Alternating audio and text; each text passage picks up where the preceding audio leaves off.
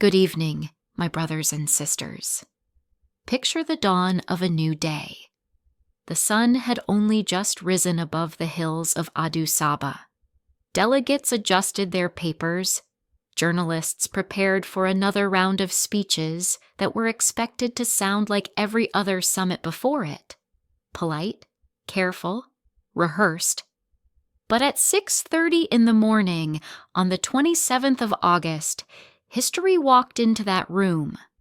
A young man from a landlocked nation, Captain Ibrahim Traoré, stood before presidents and prime ministers, before cameras that carried his words to every continent. And instead of the usual pleasantries, he broke the silence of centuries with one sentence that shook the balance of power. Mr. Netanyahu, you have 48 hours to apologize to Africa, or you will no longer be welcome here. My friends, in that instant, the world gasped. Africa, too long spoken about but not spoken to, found its voice. And tonight, we are going to walk through that moment together, step by step, heartbeat by heartbeat, to understand why one sentence can alter the destiny of a people. If your heart beats for Africa's sovereignty, subscribe now and stand with us, because this journey is not one to be missed. Brothers and sisters, let us step back for a moment. Before the world heard that thunderous ultimatum in Addis Ababa, the fire had already been lit. It did not begin with Captain Ibrahim Traoré. It did not begin in that summit hall. It began in whispers behind closed doors, in a meeting of the mighty nations, the G7. Reports began to trickle out. At first they sounded like rumor, but soon they carried the weight of confirmation. Israel's Prime Minister, Benjamin Netanyahu, had spoken words that were never meant for African ears. He described African leaders as political opportunists, as militantly theatrical in their criticism of Israel's campaign in Gaza. And as if that insult were not enough, he was said to have endorsed harsher debt recovery measures by the IMF, measures that would squeeze African nations even tighter.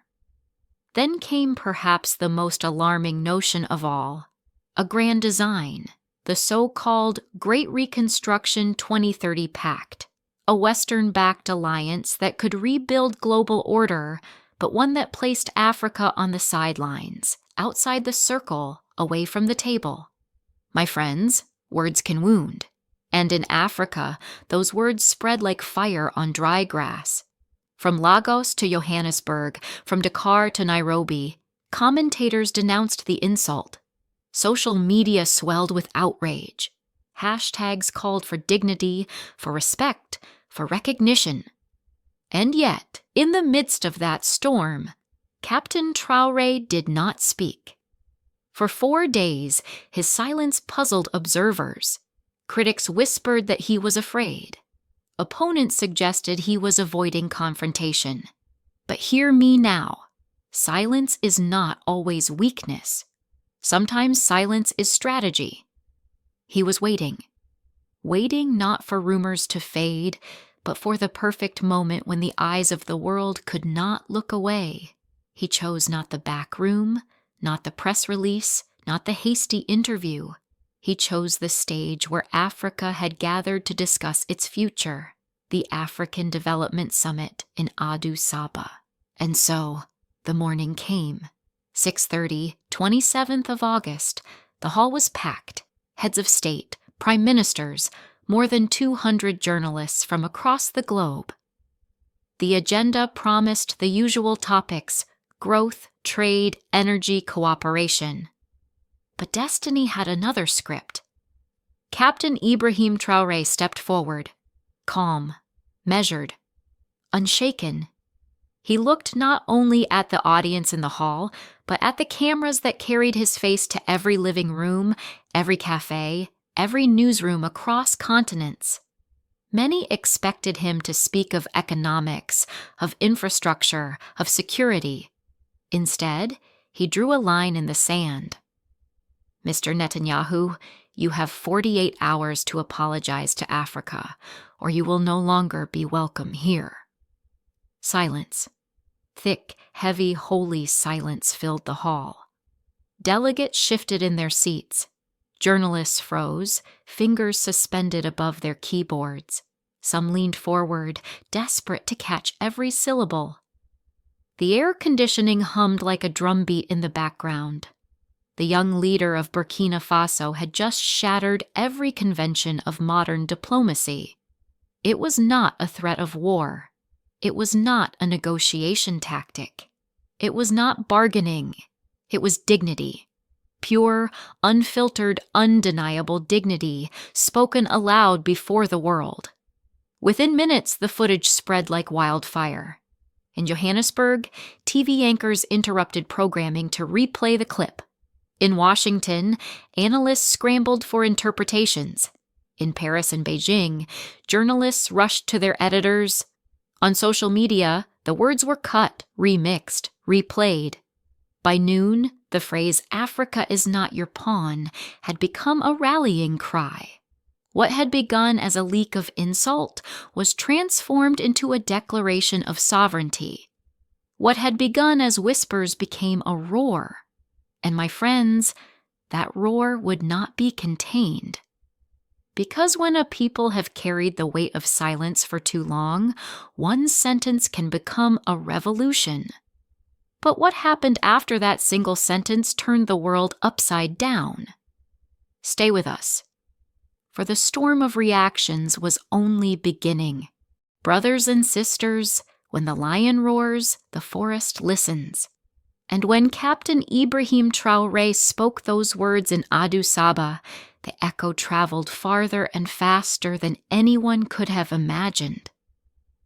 Within minutes, newsrooms from Cairo to Cape Town cut into their broadcasts.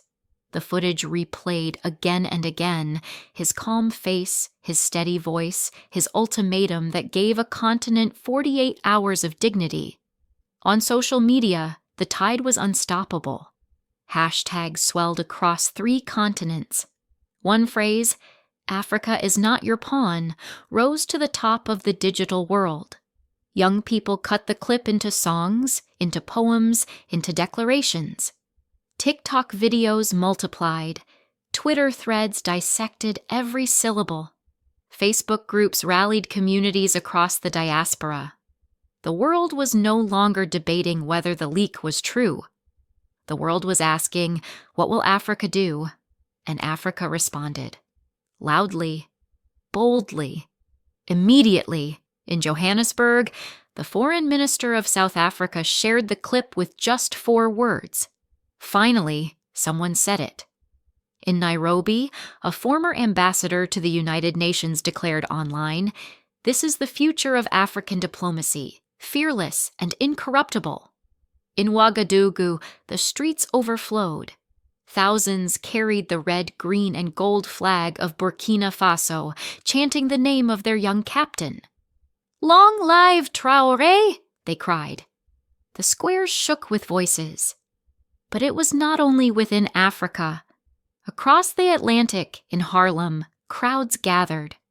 They marched with portraits of Thomas Sankara held high, side by side with images of Traoré. In Kingston, Jamaica, demonstrators raised banners that read, "Respect Africa." In London, the diaspora filled the streets, singing freedom songs that connected their struggle to the struggles of their forebears.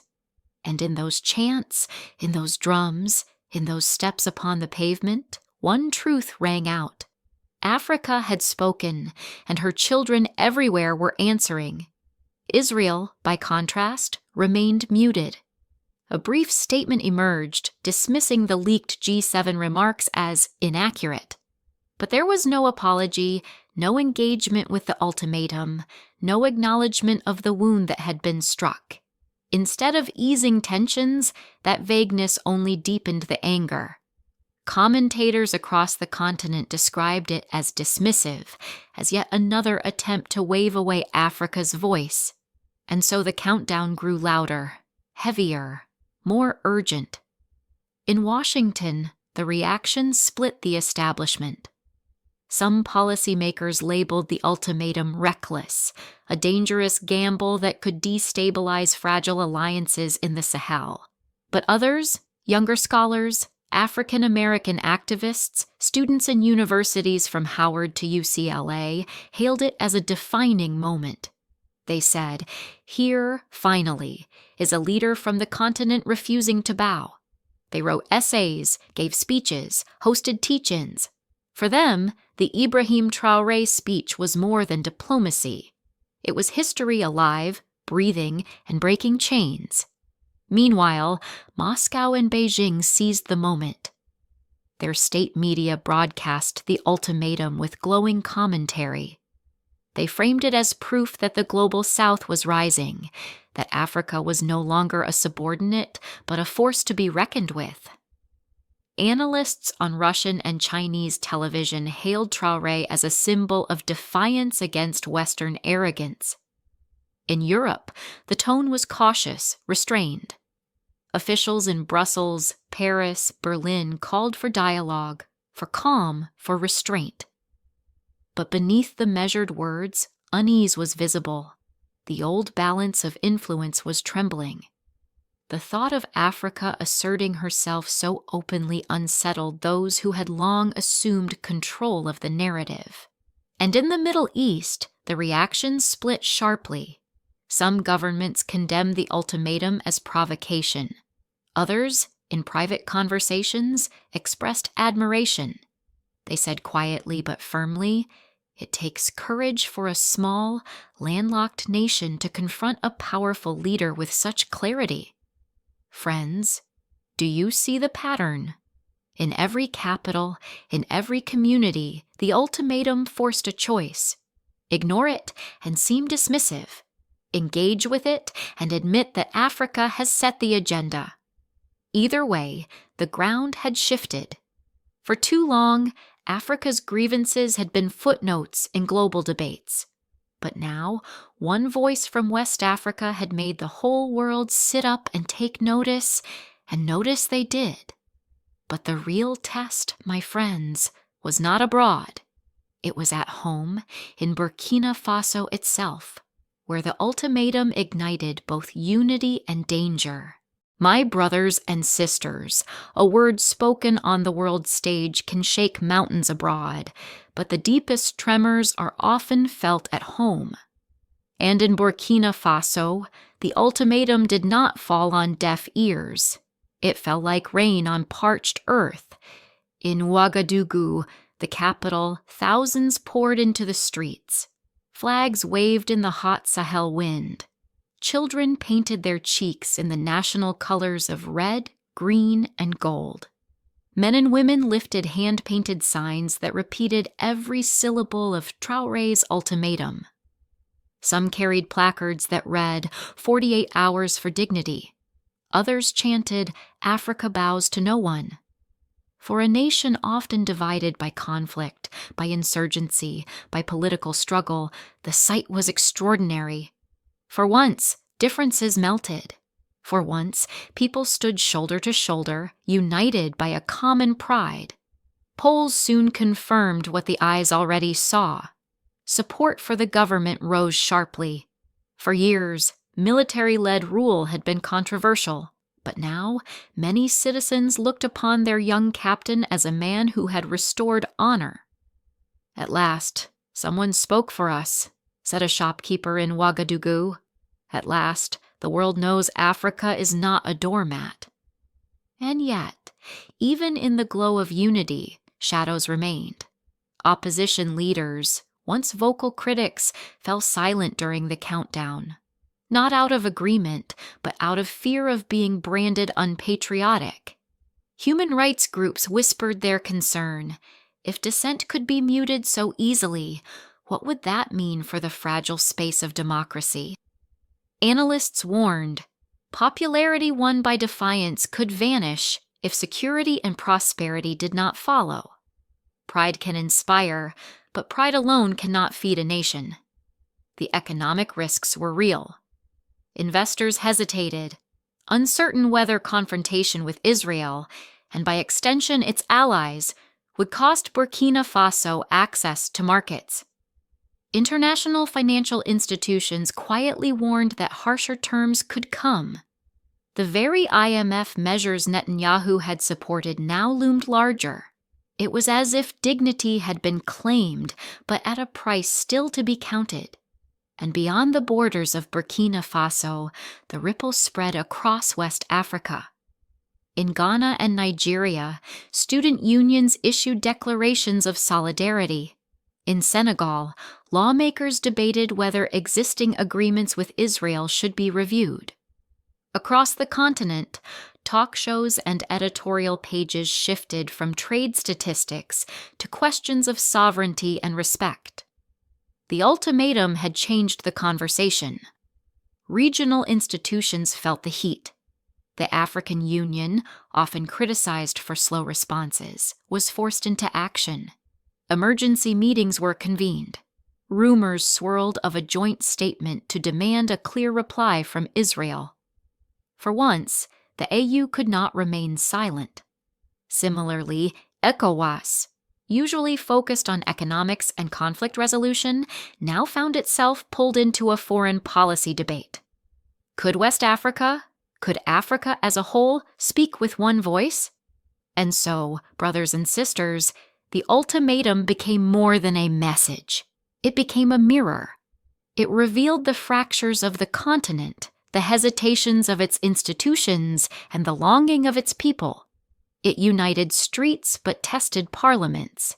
It silenced opposition at home but exposed fragility abroad. Some analysts described it as a double-edged sword.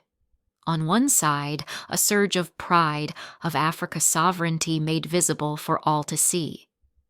On the other, the weight of expectation and the risk of isolation.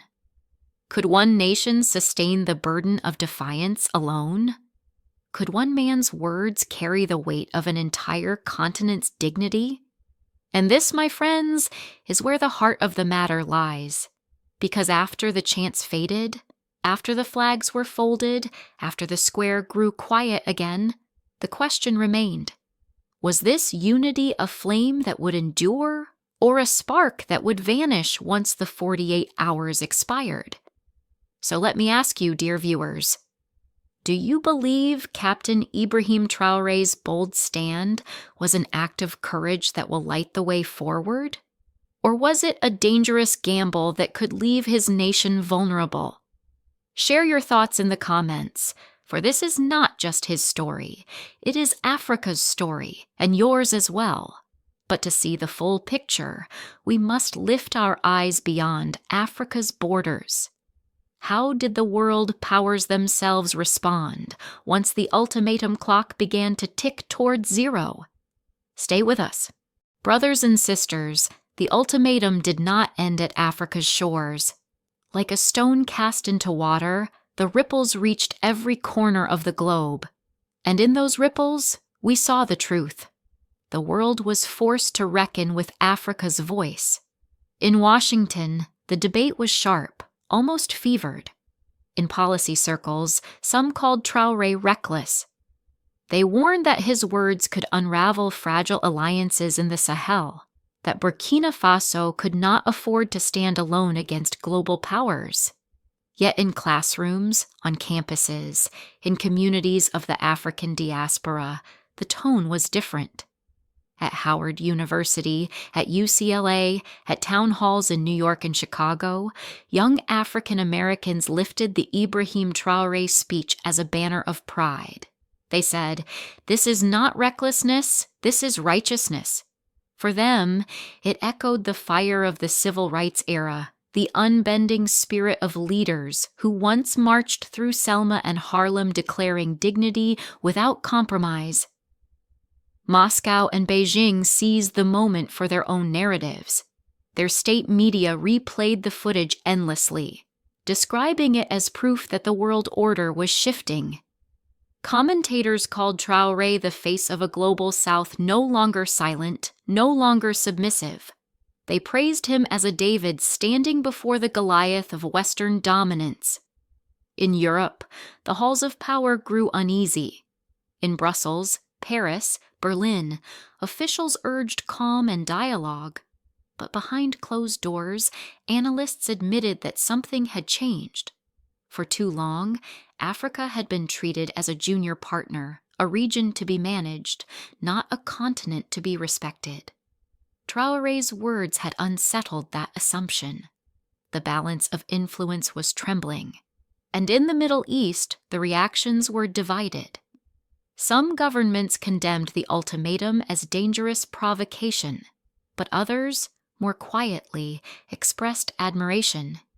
To see a small, landlocked African nation stare down one of the region's most powerful leaders was, in their eyes, nothing short of remarkable. Everywhere, one truth rang out. The terms of engagement had shifted. Africa was not begging for a place at the table. Africa was declaring that the table itself must be rearranged. Yet even as the world argued, one truth could not be ignored. The countdown reached 0. 48 hours passed. No apology came. What then? What does it mean when dignity is demanded but not delivered? Stay with us. For in the final chapter, we will look to the future, the road that stretches before Africa and her children. Brothers and sisters, the clock struck midnight on the 48th hour. The world held its breath. And when the silence broke, there was no apology. Israel offered no new statement, no gesture of contrition. To some, this was proof that the ultimatum had failed. But to many more, it was evidence that the message had already done its work. For the power of a word is not measured only in the reply it receives, but in the transformation it sparks. Across Africa, leaders began to speak differently. In parliaments from Dakar to Pretoria, lawmakers debated not whether Traoré was right, but whether they themselves were ready to take a similar stand. The vocabulary of diplomacy shifted. Dignity, respect, sovereignty. These words rose higher on the agenda than trade figures or investment pledges. A precedent had been set. A small nation had looked the world in the eye and refused to bow. But with new pride came new challenges. Investors remained cautious, wondering if confrontation would harden into isolation. International lenders whispered about tightening terms. The very economic chains that Africa seeks to break still weighed heavy. Human rights advocates warned, pride without justice at home can curdle into repression.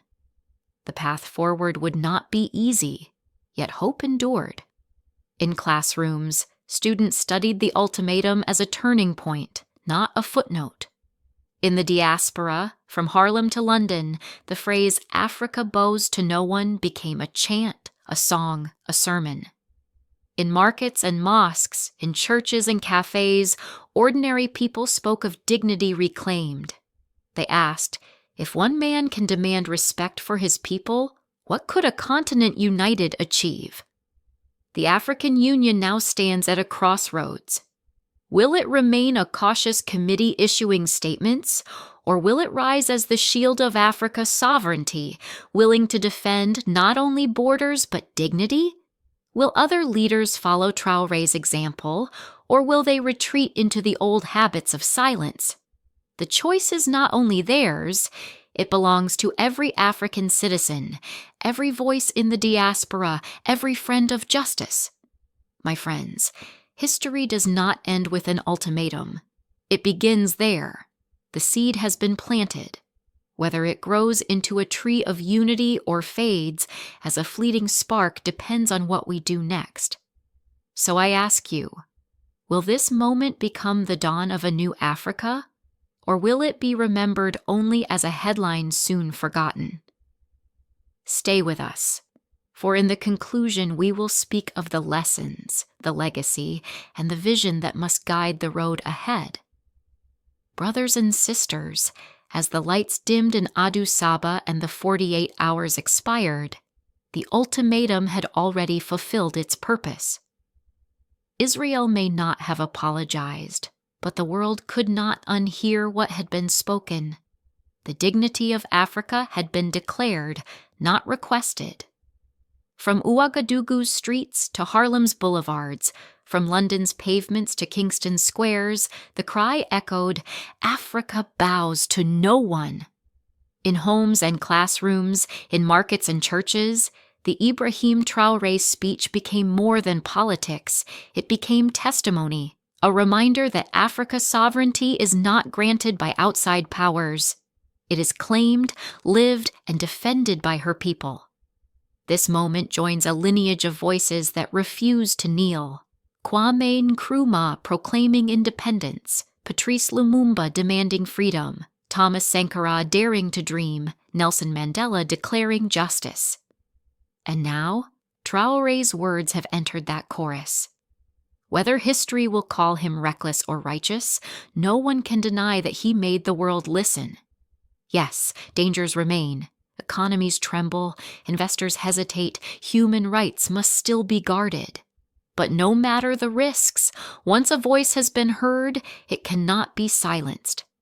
Africa's sovereignty has stepped into the center of global affairs, and from this moment forward, the world must reckon with it. So, dear viewers, the future is now in our hands. Will we nurture this seed into a forest of justice, or allow it to wither into memory? That answer lies not only in summit halls and government chambers, but in the courage of every citizen, every student, every child who dares to believe that Africa is worthy of respect. If your heart beats for Africa's sovereignty, write Amen in the comments below. If you believe that Ibrahim Traoré's speech carries a message for the world, share this video so that no voice of dignity is ever lost. And above all, subscribe and walk with us, because this journey has only begun. Africa bows to no one.